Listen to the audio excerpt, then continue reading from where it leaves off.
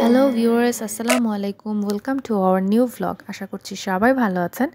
আজকের ভ্লগে আপনাদের সঙ্গে শেয়ার করব আমরা থাইল্যান্ডের ফুকেটে হোটেলের যে রুমে ছিলাম সেই রুমটা কেমন ছিল। So let's go for the room tour. রুমে ঢুকতেই এভাবে প্রথমেই একটা কিং সাইজের বেড। রুমটা বেশ বড় ছিল। এরপরে এখানে একটা টিভি, ইন্টারকম, এখানে দেয়া আছে ফুড মেনু এবং ইম্পর্টেন্ট ফোন নাম্বারসগুলো, যেগুলো দিয়ে আপনি হোটেলের বিভিন্ন জায়গায় কন্ট্যাক্ট করতে পারবেন, লাইক রেস্টুরেন্ট, রিসেপশন এটসেট্রা। আরও দেওয়া ছিল এই পাশে চা, কফি, এখানে রিল্যাক্স করার জন্য একটা সোফা।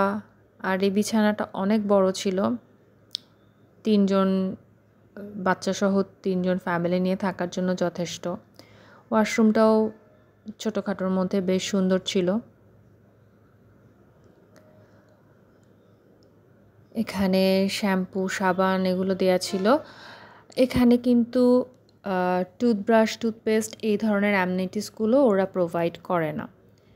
এখানে একটা সিন্দুক রাখা আছে, একটা বাথরব দেয়া আছে, একটা ছাতা দেয়া আছে, স্যান্ডেলস আছে, একটা মিরর দেয়া আছে। This mirror is very useful.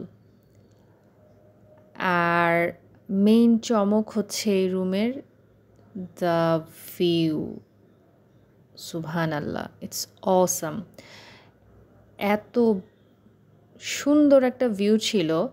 রাতের বেলা একরকম সুন্দর, দিনের বেলা আরেক রকম সুন্দর। এটা অ্যাকচুয়ালি ছিল হিল ভিউ। তো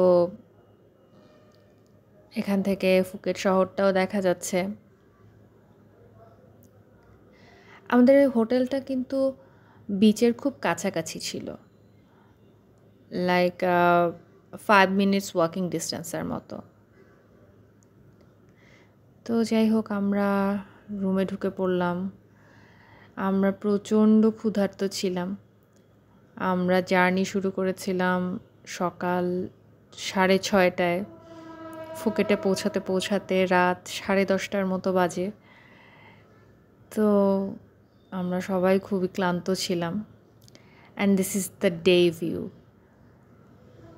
এইটা পরদিন সকালবেলা আমি ভিডিওটা করেছিলাম। পাহাড়গুলো দেখতে এত সুন্দর লাগছিল, মানে বারান্দাতে বসেই মনে হয় সময় কাটিয়ে দেওয়া যাবে।